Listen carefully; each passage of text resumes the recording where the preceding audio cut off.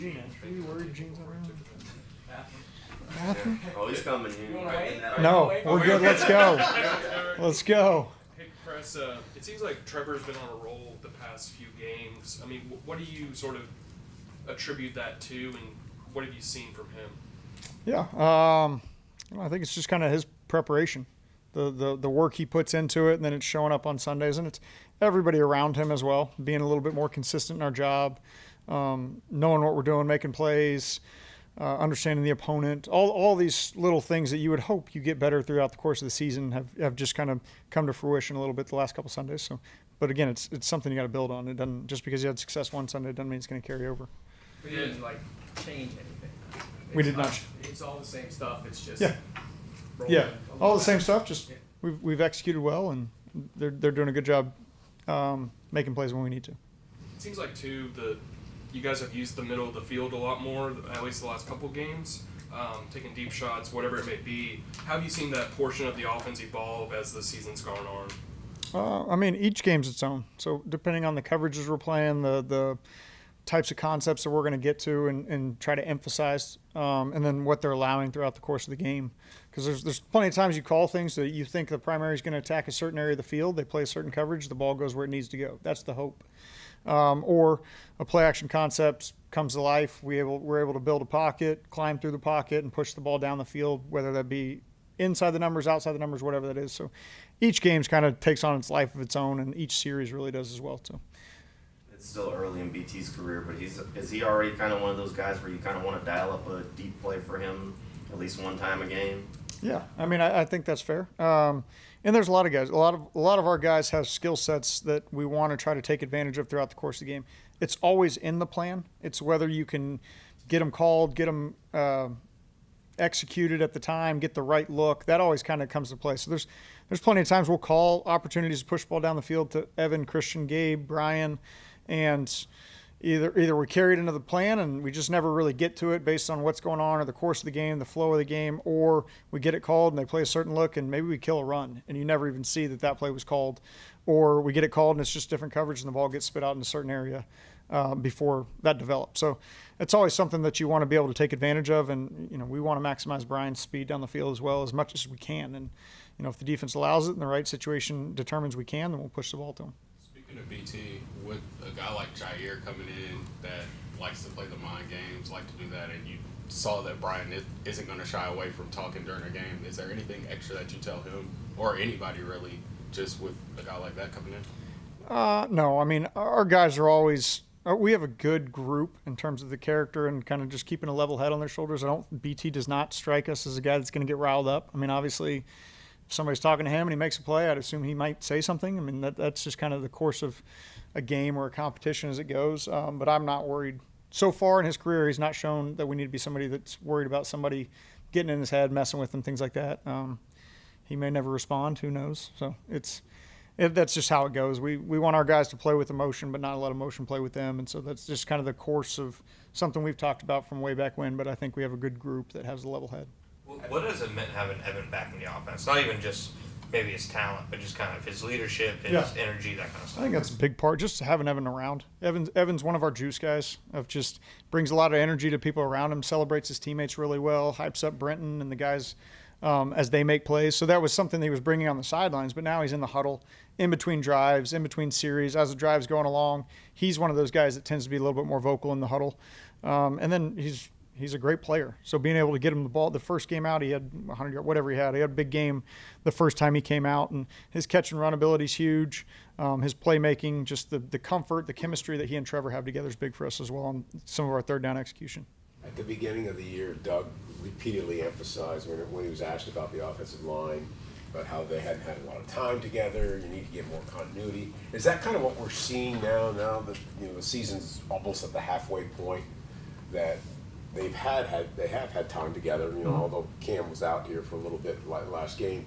But is that what we're seeing, why there's been so much, what seems like significant improvement from that unit for, let's say, weeks 1, 2, 3 versus what we've seen in the last 3 or 4 weeks? I think that's the hope. And I mean, it's the NFL. The odds of you keeping the same starting 5 throughout the course of the season are slim to none. I mean, that just doesn't happen. So you kind of work through. That's off season, that's training camp, that's all of it of having the next man up and being ready to roll because stuff like this happens. So plugging Walker into the mix in the 5th, 6th play of the game, whatever that was, nobody really bats an eye. I mean, our guys have worked together in the meeting room, worked together on the field to where you're hoping that continuity, that chemistry shows up throughout just like we were talking about Evan and Trevor having their chemistry.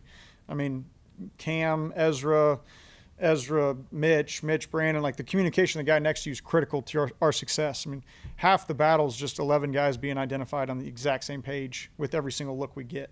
You alluded earlier about how each game, sometimes even each series, takes on a life of its own. Right. Is that what we saw on Sunday? I mean, you get the 2-score lead. I'm sure that you didn't have it in your mind to have 16 consecutive design runs, right. But they weren't stopping it. You had the 2-score lead. You're right. trying to eat clock, and it just kind of like evolved that way. Yeah, that's just the way it goes. I mean, again, we're not going to do that if we're not being efficient. I mean, it started with 2 12-yard runs, a 9-yard run, a 5-yard run, 6-yard. If it's all 1, 2, 3, you're probably not going to keep doing it. It just doesn't make sense, and it doesn't lend in your favor. Where you're down 2 scores, you're not going to do that. So that's why it's great when you're able to, because our guys were feeling it, and Tank's feeling it. He kind of gets eased into the drive and starts seeing things even better.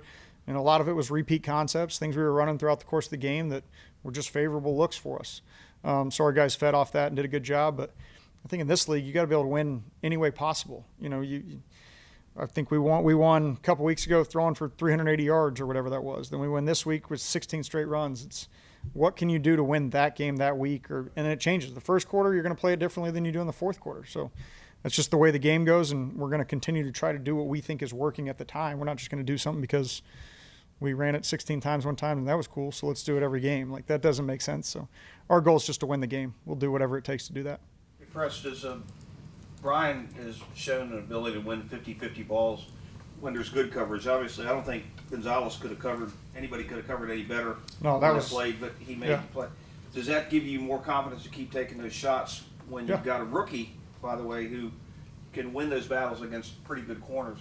Yeah, I mean, rookie 10th-year player, doesn't matter. If our guy can make plays down the field, we'll give him opportunities. And that, I agree with you. That is, I don't know what Christian Gonzalez is being told in the meeting room in terms of you could have done this differently. That was probably as good a coverage as you could get. His arm was between, I think the ball was at one point pinned off his arm and BT's body before he got his hand on it. I mean, it was great coverage. It was a heck of an effort to finish the catch and come up with the ball at the end of it. So, yeah, that gives you confidence. The more that guys produce in those situations, the more you want to put them in those situations. So, yeah, that's certainly something we think he can do. From your view, why has this team been able to have success on the games coming back from London? That's a good point. I didn't realize that. We have, haven't we? I don't know. I think that's just – I think a lot of that stuff's just like circumstance. I mean, we won the game. I don't know if there was something that had to do with coming back from London, and I have no idea. I didn't even realize that. I don't know. We just found a way to score more. Yeah, very deep. There's a lot of thought in that one. Caught me off guard there. I have no idea. What's the challenge going up against Green Bay, just their defense? You already mentioned Jair, just slightly Yep. with it. But what's the challenge there? Honestly, it feels, and I haven't played Green Bay a whole lot recently. Obviously, it's a new D coordinator anyways, but it feels like just the defensive line is just a whole new wave every single play. You watch the Houston game, and they just got after him with relentless pressure, not even always bringing extra people, just fresh legs, guys flying off the football, attacking. It just jumps off the tape. They were able to just kind of overwhelm Houston, even if there weren't free runners. Just a lot of high energy, a lot of really good players, just a wave of pass rushers rolling through and everybody firing off the ball. It was impressive / not fun to watch, as you know, you're getting ready for it, but at the same time you respect good football, and they played good football and they did a great job, making life hard for Houston, and not just third down situations, but really all situations throughout the course of that game. But it's a very high energy group. They seem to have a lot of fun doing what they're doing. They seem to really know what they're being asked to do within the scheme, and they're playing really good football right now. Chris, I looked this up yesterday. Now that you mentioned that, they're like 8th in the league in sacks, but they don't have one guy who's in the top 30 Yeah, in sacks. They've got 20 sacks, 12 guys. yeah, they're rolling a lot So, of bodies. Is it more difficult than if you were playing a guy with an elite pass rusher and you knew where that was Right. most of the pressure going to come? is it more difficult preparing for a team like this? I would say that's fair to say. Yes. I mean, if it's one defensive end that lines up on one certain side, we're going to provide as much help as we can through the course of the game. If it's 4 to potentially 5 rushers on any given situation and they're all flying off the ball and, you try to provide somewhere else and they're winning their one-on-ones on the backside of it, then that just makes life hard. So anytime you have an entire unit producing the way they're producing, that's I would say that's probably a little bit tougher than just one guy that is clear and obvious that's the pass rusher for him. So, yes. Thanks, Thanks, guys.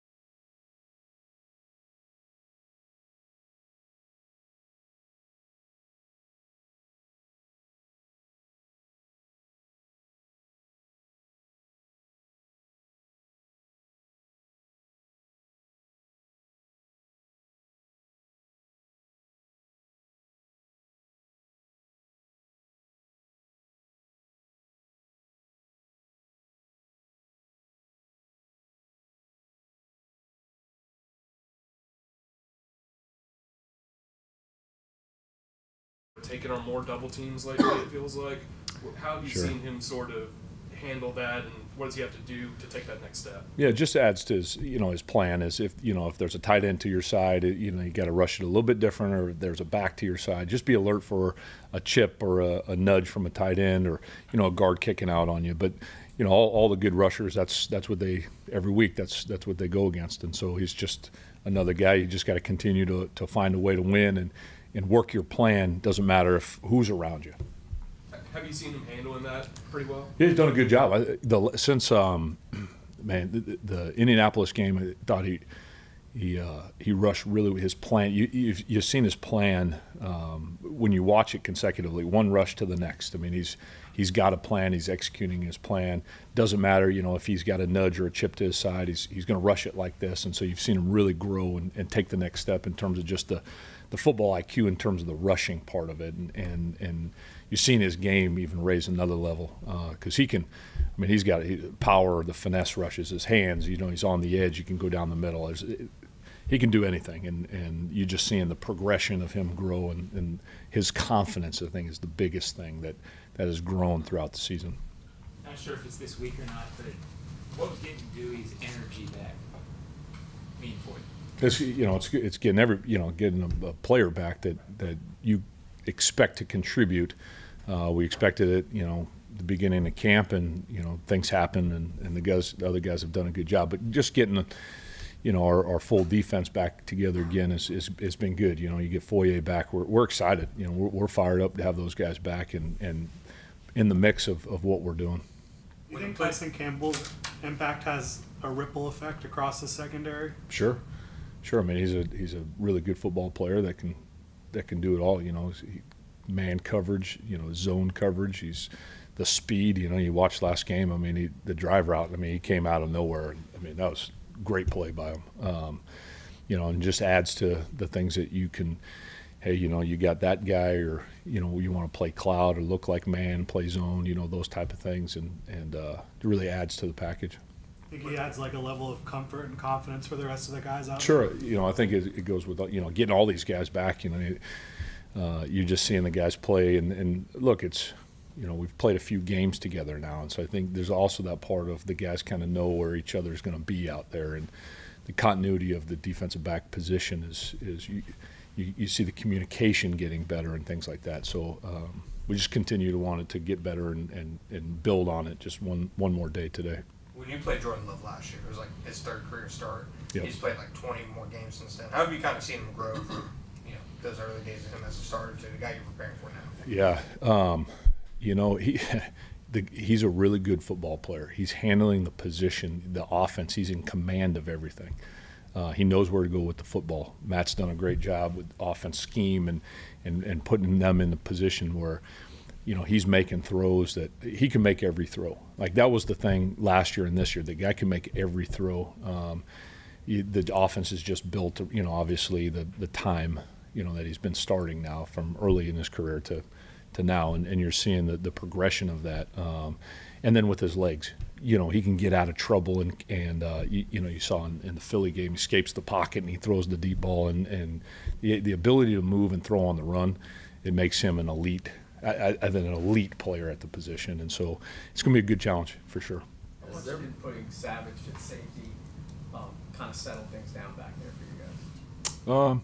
Well, he's played there before, so it wasn't new for him, and that was always the, when we had him here first, nickel safety, and we had him in that dual role, and so just wanted to try it last week, and good communication, thought back there. He did some really good things in terms of his disguise and things like that, and he flew around and made some plays, and so it was really good to see, and we'll just continue to grow with that. So when Wingard comes back, is there a possibility Wingard's in there, that safety is a starter, and then Savage goes back to the nickel? Don't know yet. We'll go through that. We'll handle this game, and then when Dewey comes in, then maybe we'll have a different package. So, Gaziano flashed a little bit in some of you.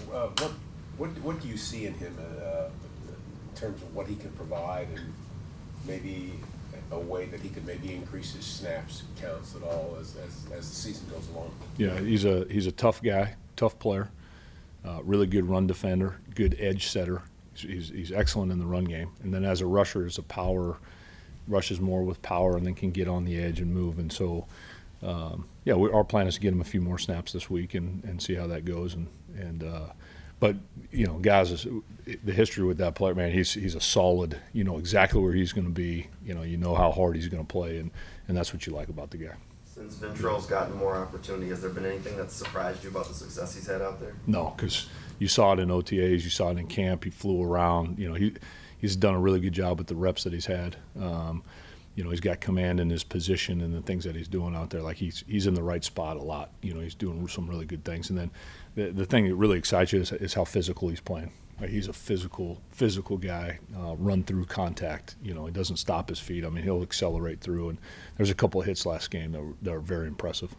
Doug mentioned the possibility of with Foyer coming back, combining him and Ventrell out there on the field a lot more together. Is that something that you've seen and feel comfortable with? Sure, but that's the thing that we've been doing since OTAs. We've had that rotation at that position group, and you're kind of seeing it work out and in the game. And so when Foyer comes back, we'll have a rotation. Those guys will still continue to play. Ventrell has definitely earned snaps. Like so he'll play. It's just in that rotation and how that all works out. You've mentioned guys improving from game 1 to game 2 before. What did you see out of Jordan his second time out? Yeah, just he's he did some really good things in the pass rush game. You getting off blocks, and maybe it didn't show up in the stat sheet at the end, but you saw him get off blocks a little bit better this game, and he played with a little bit better pad level and just his confidence. That's the biggest thing from one game to the next game is his confidence grew, and I belong. I should be playing out here, so he did a good job. Is that where Mason Smith is struggling a little bit, confidence-wise? I don't see that. I don't see that. Mason's a very confident guy. He's a smart player. It's not anything to do with that. He had a sack against Chicago. So we're staying with him, and he'll continue to get better for sure.